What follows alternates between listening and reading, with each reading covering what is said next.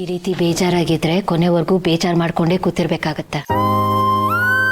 ಮಲ್ಲಿ, ನಾನು ಸುಧಾಗ್ ಹೇಳಿದ್ದೆ ನಿನಗೂ ಅಪ್ಲೈ ಆಗತ್ತೆ. ಆಗಿರೋದನ್ನ ಮರ್ತು ಮುಂದೇನು ಅಂತ ನೋಡು. ಜೀವನ ನಿಂತಿರೋದು ನಿನ್ನೆ ಮೇಲಲ್ಲ, ಇವತ್ತಿನ ಮೇಲೆ, ನಾಳೆ ಮೇಲೆ. ಹಳೆದನ್ನೆಲ್ಲ ಮರೆತುಬಿಟ್ಟು ನೀನು ಹೊಸ ಜೀವನಕ್ಕೆ ಕಾಲಿಡಬೇಕು. ನೀನು ನೋಡೋದು ಇನ್ನೂ ತುಂಬ ಇದೆ ಮಲ್ಲಿ. ನಾನು ನಿನಗೆ ಇನ್ನೊಂದು ಮದುವೆ ಬಗ್ಗೆ ಹೇಳಿದ್ನಲ್ಲ, ಅದ್ರ ಬಗ್ಗೆ ಯಾವ ನಿರ್ಧಾರ ತಗೊಂಡೆ? ಅಕ್ಕರೆ, ಅವತ್ತೇ ಹೇಳಿದ್ನಲ್ಲ, ನನಗೆ ಇನ್ನೊಂದು ಮದುವೆ ಆಗೋ ಮನಸ್ಥಿತಿ ಸದ್ಯಕ್ಕಿಲ್ಲ. ನನ್ನ ಹಣೆ ಬರನೇ ಸರಿ ಇಲ್ಲ ಅಕ್ಕರೆ. ನನಗೆ ಯಾವತ್ತೂ ಸರಿಯಾಗಿ ಧಕ್ಕೆ ಇಲ್ಲ. ಹುಡ್ತಾನೆ ತಾಯಿ ಪ್ರೀತಿನ ಕಳ್ಕೊಂಡೆ.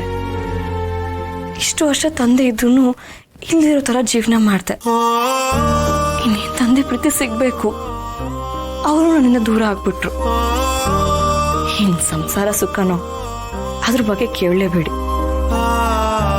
ಯಾಕರೆ ನನ್ನ ಜೀವನ ನಿಜವಾಗ್ಲೂ ಸರಿ ಇಲ್ಲ. ನನ್ನ ಹಣೆ ಬರನೇ ಸರಿ ಇಲ್ಲ. ಮಲ್ಲಿ, ಹೀಗೆಲ್ಲ ಹೇಳ್ಬಾರ್ದು. ನೋಡು, ನೋವೇ ಕೊನೆ ಅಲ್ಲ. ಪ್ರತಿಯೊಬ್ಬರಿಗೂ ಚೆನ್ನಾಗಿ ಬದುಕೋ ಹಕ್ಕಿದೆ. ಜೀವನದಲ್ಲಿ ಏನೇ ಆದ್ರೂ, ಏನೇ ಸಮಸ್ಯೆ ಬಂದರೂ ಅದು ನಮ್ಮಿಂದ ನಮ್ಮ ಖುಷಿನ, ಕನಸುಗಳನ್ನ, ಬದುಕೋ ಆಸೆನ ಕಿತ್ಕೋಬಾರ್ದು. ಯಾವ ಸಮಸ್ಯೆನೂ ನಮಗಿಂತ ದೊಡ್ಡದಲ್ಲ, ನಮ್ಮ ಜೀವನಕ್ಕಿಂತ ದೊಡ್ಡದಲ್ಲ. ನನಗೆ ಗೊತ್ತು ನಿನ್ನ ಜೀವನದಲ್ಲಿ ಆಗಿರೋದು ಚಿಕ್ಕ ವಿಷಯ ಅಲ್ಲ, ಅದನ್ನು ಮರೆಯೋದು ಅಷ್ಟು ಈಸಿ ಅಲ್ಲ ಅಂತ.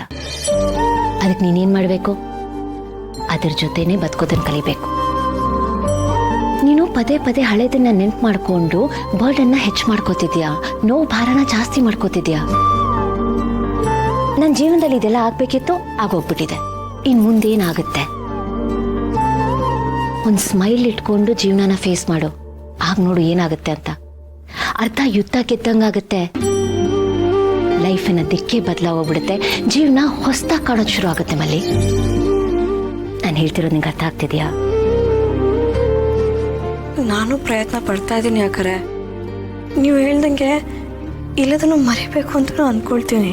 ಆದರೆ ಏನು ಮಾಡೋದು, ಈ ಮನೇಲಿ ಕೆಲವೊಬ್ರು ಅದಕ್ಕೆ ಅವಕಾಶನೇ ಮಾಡಿಕೊಡ್ತಾ ಇಲ್ಲ. ಯಾಕೇನಾಯ್ತು? ನಾನು ನಿಮ್ಮ ಹತ್ರ ಹೇಳ್ಬಾರ್ದು ಅಂತಿದ್ದೆ ಮಲ್ಲಿ. ಅದು ನಿನ್ನೆ ನನ್ನ ಅತ್ತೆ ರೂಮಿಗೆ ಹೋಗ್ಬೇಕಾದ್ರೆ ಅತ್ತೆ ಇವ್ರ ಹತ್ರ ಮಾತಾಡ್ತಾ ಇದ್ರು. ಅವ್ರ ಹತ್ರ ಹೇಳ್ತಾ ಇದ್ರು, ಈ ಮನೇಲಿ ಮಾಡೋ ಹಬ್ಬ ಇವ್ರಿಗೆ ಮುಖ್ಯ ಅಲ್ವಂತೆ.